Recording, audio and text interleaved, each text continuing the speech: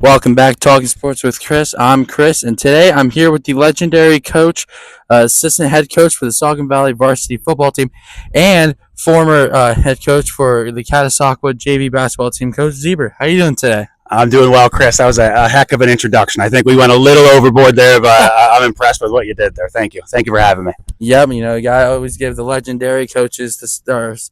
So, how long have you been coaching, for the football team out here in Saucon, Catasauqua for basketball?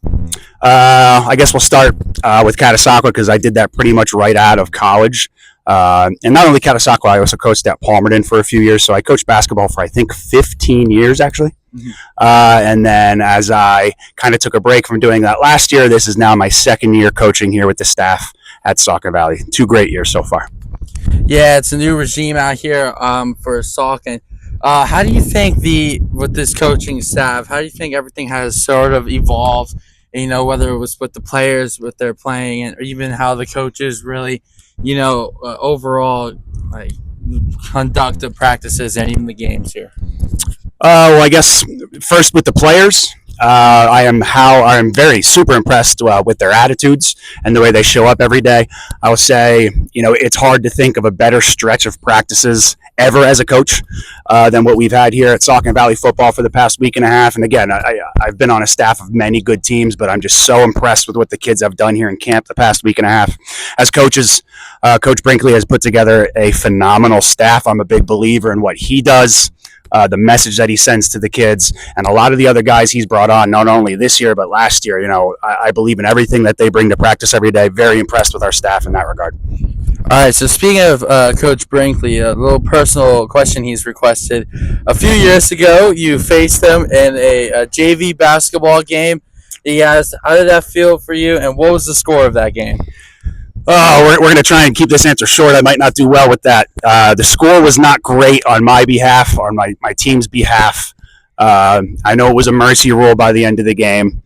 I could not be more proud of my team at that point. We were a little undersized. We were young, inexperienced, but I really enjoyed coaching those kids at that time. They came out. They had heart. They did everything they could. Coach Brinkley's team, they had a lot of strong young men on their team. Definitely out-physicaled us. So as much as I was happy with our team's performance and what they brought, the score was not what we were hoping for. Yeah. So here, you're assistant head coach now for Saucon. What is your role like as assistant head coach? Like, what do you do during practices or during games? Oh, good one. The whole assistant head coach thing to me is a little tongue-in-cheek, bit of a joke. I think most of our coaches would agree with that. I think my role here is maybe just find little ways to help.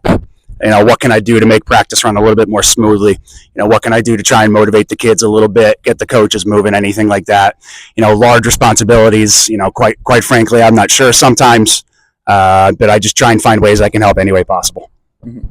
So, through the season so far with all the practices, I've learned you're a big Yankees fan.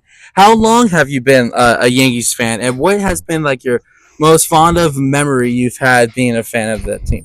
So I have been a Yankees fan for life. That's really been my number one team since as long as I can remember.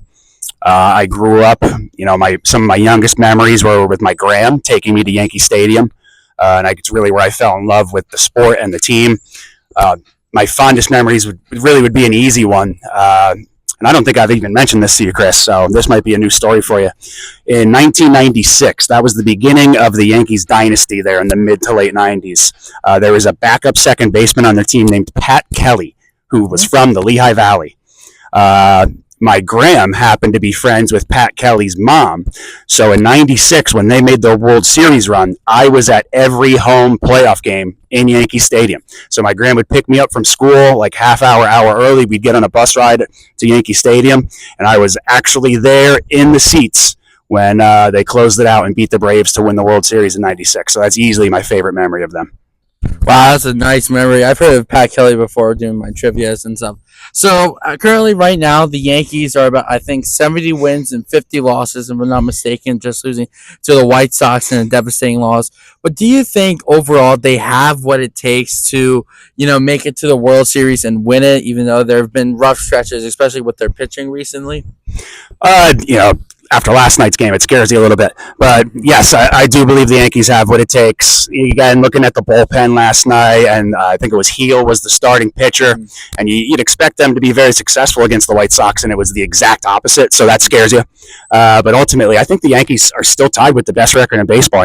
I think they're a half a game behind the Orioles right now, actually. Yeah, but they're right there. No, I think the offense has been coming around again. Aaron Judge and Juan Soto both putting like MVP caliber numbers. Stan's healthy. Volpe's been swinging a better bat. I truly believe the Yankees have what it takes to make a run. It's all about being hot at the right time. So hopefully, as the calendar gets into September, definitely October, that's when you want to play your best baseball. Let's just hope that's the way it goes for them.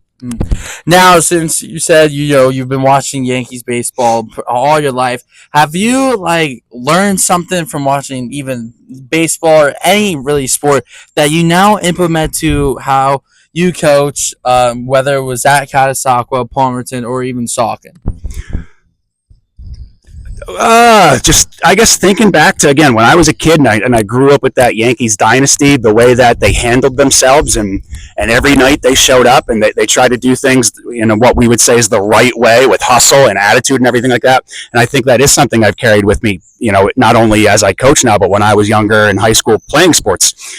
Every play meant something. Never take a day off, always try and improve day by day. And I think I did get that from kind of being around and seeing that success when I was younger. And I think as a coach right now, I could be a very intense person at times. And I think that all comes from when I was younger and seeing some things like the Yankees. And, my family was a very intense family competitively. And I think that all kind of culminates in what I am now. Yeah. Mm-hmm. Now, Coach Brett mentioned this to us earlier today during first practice. Reap, really good, a really nice guy. What was it like working with him? Reap is one of the great managers of Lehigh Valley, right there with you, Chris. Reap was always a fun guy. He's a caddy legend. He was somebody that, kind of helped me get through practice, gave me some stuff to laugh at, was a good guy to talk to. And I'm thankful for the time that I spent with Reap. Awesome manager. Now, my final question is, coming into the season for the football, we have our first game next week against Bangor on the 23rd. What are some goals or kind of wishes do you have for this coming up season, whether it's for players or the coaches or the whole team in general? Number one is just start the season well. Again, we feel really good about what we've been doing in camp. We have a lot of great senior players and senior leadership. We have a lot of great young players too. But really, as coaches, I think we kind of we're spoiled with the number of seniors we have that really are good leaders for this program. So, you look down and you'd like to make a run at districts, get to the championship and that type of stuff. But right now, I think let's just have a good start to the season. We have Bangor week 1. Let's compete against them, hopefully get a win.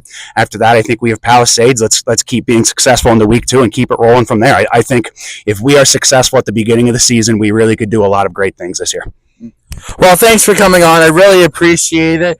Legendary Coach Zieber right here. Stop it, Chris. Come on. You guys have a good one, and you have a great one as well. We got our second practice coming up.